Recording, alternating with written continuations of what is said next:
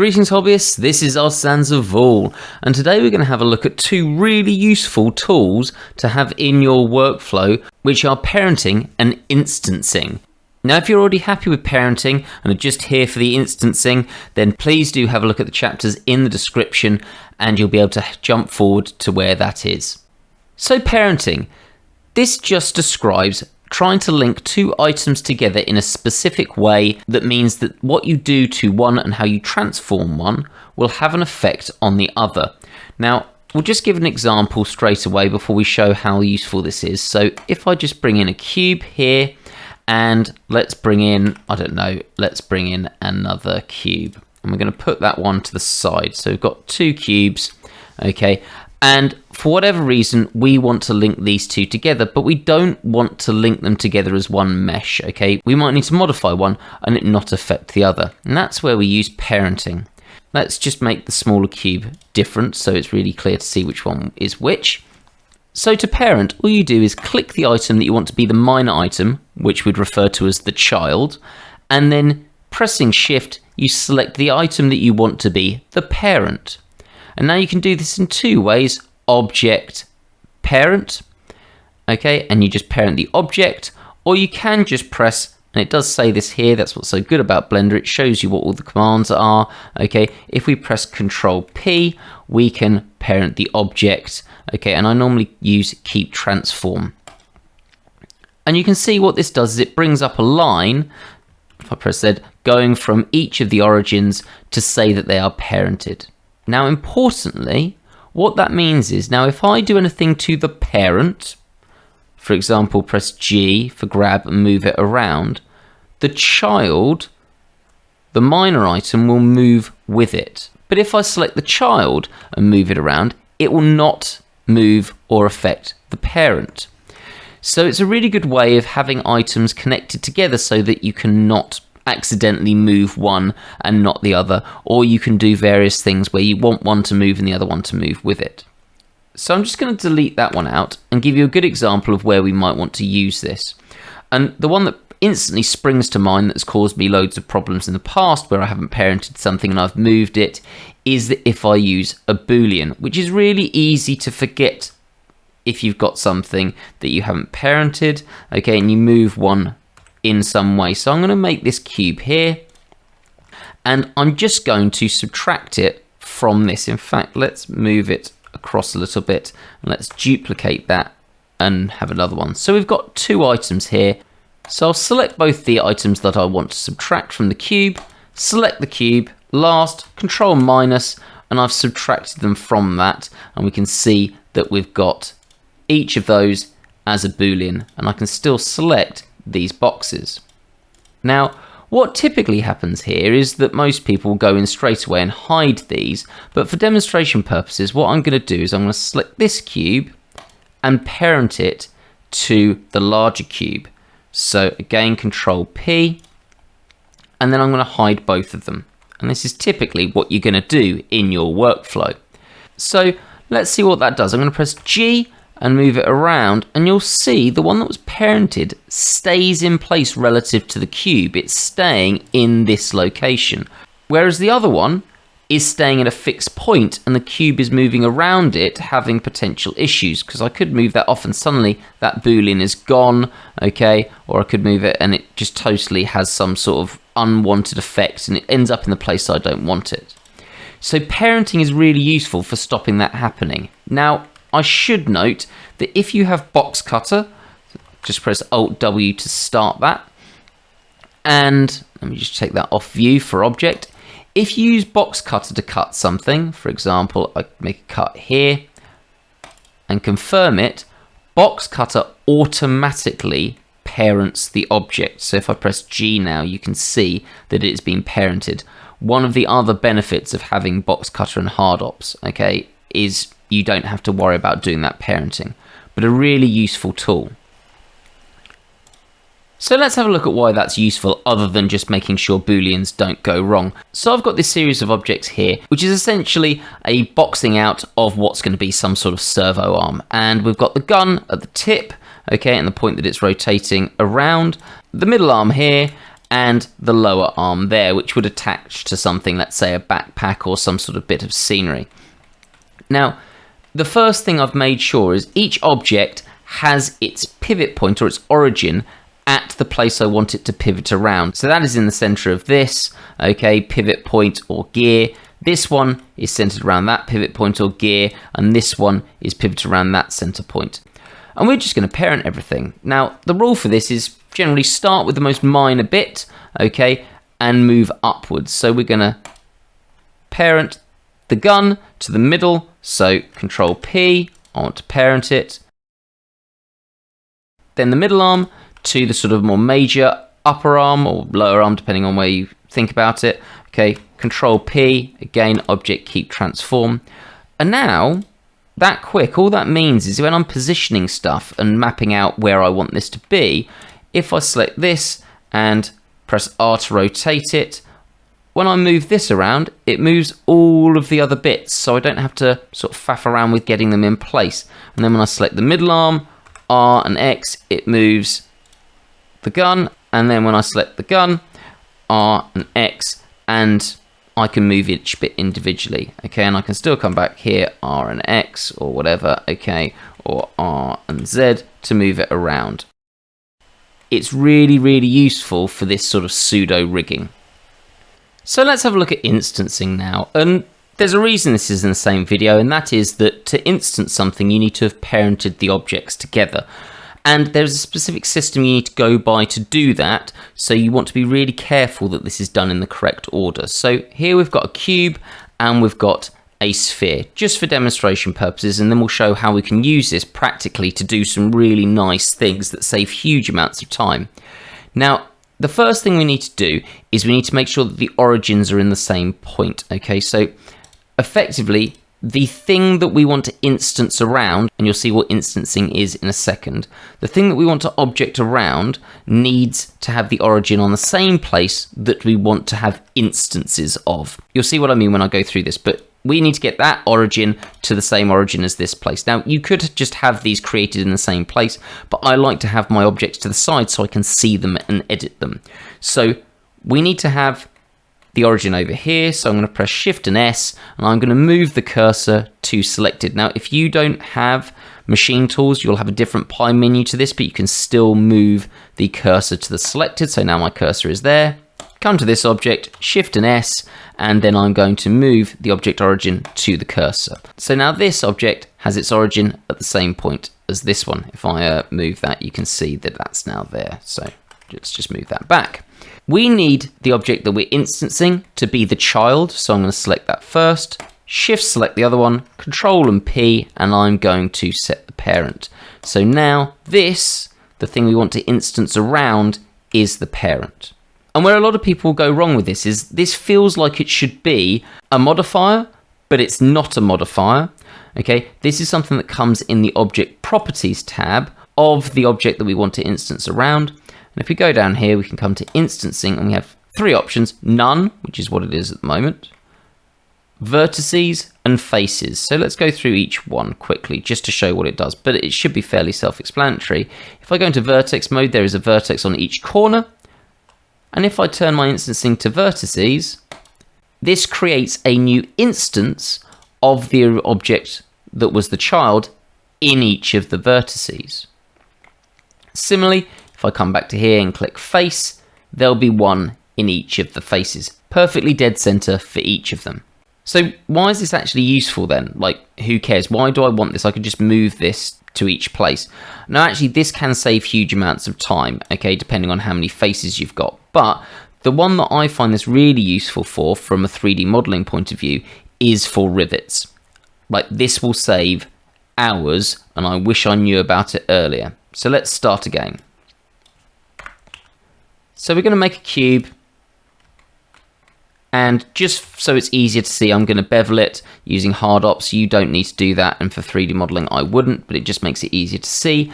And let's modify this a bit. Okay, so it's a bit more of an interesting shape. So I'm going to bevel that edge, something like that. I don't know, let's do something over here. Let's put an edge loop there, okay, and then I'm going to go to face and I'm going to extrude that out. So I've got this object here and it's not symmetrical, but I might want to do something with this. So for example, let's say I want to put an additional panel on it. So let's go to face, I'm going to select those two faces and I'm going to press I, okay, to inset them, and I'm going to extrude that out slightly. So I've got this nice panel here and I want some rivets. I want this to be riveted onto this object. And before I knew anything about instancing, I would get my quad sphere, okay, and I'd get it the size that I wanted it to be for my rivets, so I'd scale that down, and I would start fiddling around, moving that to the place I want it to be, somewhere like there, okay, and I'm going to sort of put it there. It was a lot of guesswork, and I could even do things like adding in an array, so array, okay, and I want that to go in the Y direction, so let's do 1 there. And 0, and I could do sort of 1 there, and then I want a second one, so or a third one really, okay, to be there. And is that gap there the same as that gap there? Like, you can do it, okay, and it's fine, but it's not great, and you're not going to be that precise. So let's move that rivet to the side. Okay, now let's get working on how this is going to look. So we want to put rivets here, okay, on this object. So all I'm going to do is go to face mode and I'm going to select those two and I'm going to copy them to make a new object. So Shift D, okay, and then I'm going to press P and separate by selection. If you've got hard ops, there's a quick way of doing that, okay. If I just delete that, if you go to faces with hard op, you can just select them, press Q, and then go to curve extract and make sure that you are pressing control at the same time as curve extract, and it makes a new object. So it's really, really quick and easy. So I've got object there, object there. So we're gonna make this smaller, and this is where this is quite nice that we can do it this way, because normally if I was gonna make things smaller, I'd have to scale it, and then I don't know the exact measurement I'm making it smaller by.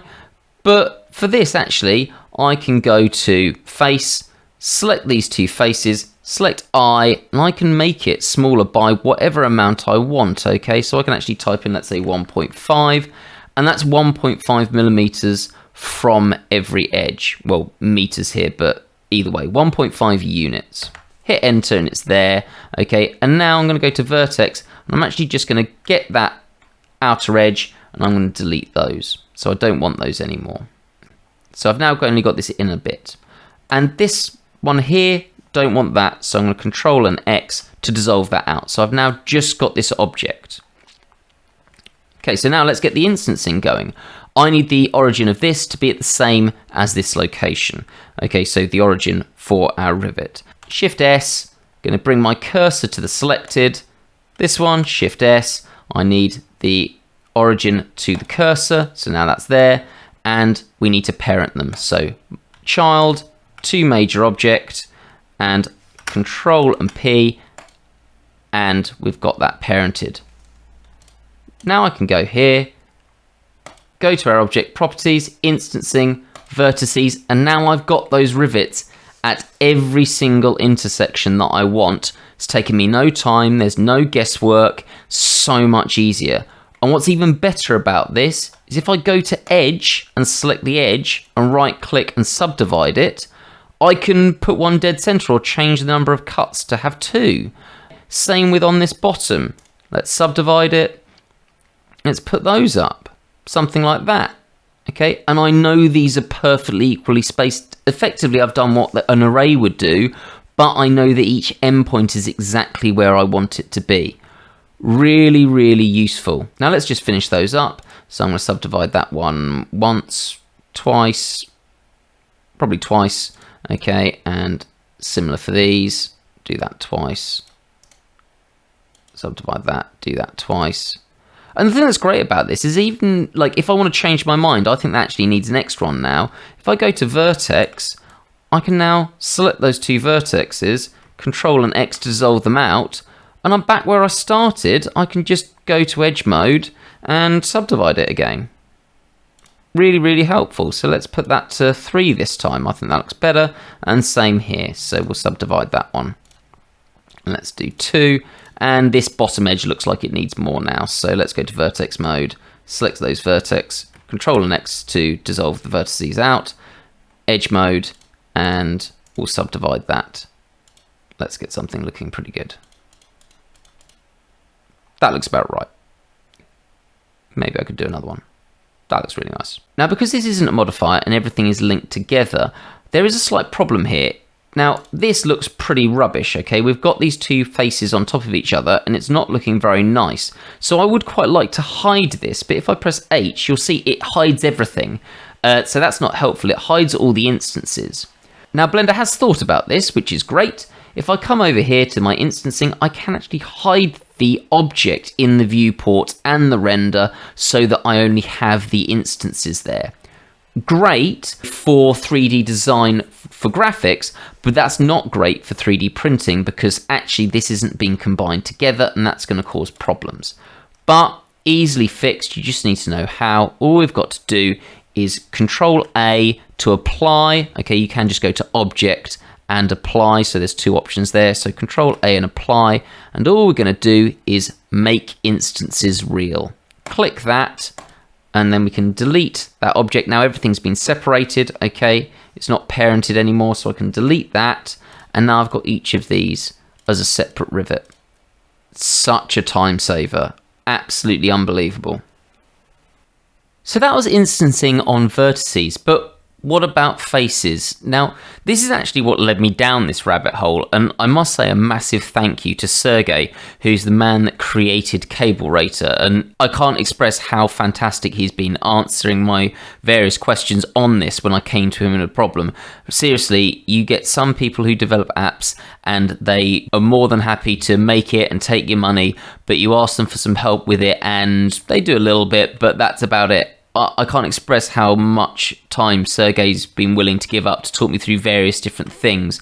Honestly, for a man I have never met before, he's absolutely fantastic. Now, previously in videos where I talked about Cablerator, I talked us through doing various things, and if you haven't watched those videos, do feel free to go back to look at them. But one of the things that's really cool is that you can make a cable really quickly, and you can do something like putting something that goes along it. So for example, I'm just going to do this quickly. I'm going to make this, and I'm going to make it a little bit more interesting. So let's do that edge there, and let's do that edge there. Let's bevel that, and then let's do something a little bit sci-fi. So we're going to bevel that, do my classic thing of actually let's extrude that outwards to make it a little bit more interesting. Okay, and then we'll do one the other side, and we'll bevel that, and then Alt E and extrude that in, and then we'll just mirror that or symmetry that to the other side. So got this. Let's just bevel that again, just for you to make it easier to see. Wouldn't be doing that for 3D modeling normally. So we've got this here, and let's make that a bit bigger, and I want to put this on this cable. So let's just do that with Cablerator. So select the object, select the cable, Shift Alt and C, and I'm going to add or edit segment, and I can press D to move that along. Now, there is an issue with this, and that is, I say issue, it depends what you want. Okay, you can see this has actually deformed the object. It makes it follow the curve, and it makes it deformed to follow that curve as if it was a tube, and that's okay sometimes, but in other instances I might want that to be a rigid shape that's not changing. So I'm going to Control Z and undo that. Now that is where this can come in for just using the instance on a face, because as opposed to vertices where we're going to have multiple vertices, if I make another object that's a plane, so mesh and then plane, I'll make that a little bit bigger. This only has one face, therefore it's only going to make one copy. Now I've got the plane, let's Control and A. I do need to scale that. I also need to scale this, so Control and A and scale. And once again, the origin needs to be in the same place, and just for simplicity, I'm going to Shift and S and move this to where the cursor is, because that's the same place. So same process. That's going to be the child. I want to parent it to the plane. So Control P, Object, Keep Transformation. And then all I'm going to do is the plane, select the cable, and use Cable Rater to add or edit segment. You'll notice it moves it automatically, or the thing that's going to be copied onto it, to the place that it needs to be. That's what's so good about Cable Rater. I'm not worried about where things are located. I'm going to move that to the place that I want it to be, and then I just need to select the plane and activate the instancing on the face, and there it is. Okay, this time without being distorted. And I can hide that if I want to. When I come time to 3D print it, I need to do the thing of object, apply, and make instances real. But really useful to be able to have that on a curve without it deforming that object that I'm using as a segment. So really, really helpful. So hopefully you found that interesting and you've got some plans on how you might use those instancing abilities, or how you might use parenting to potentially stop yourself having some problems, or maybe do some of that simple rigging. As always, if you have any questions, please do put them in the comments section, and if you could click that like button, it would always be really appreciated. It lets me know what people want to see more of. And hopefully you'll tune in for the next of these videos.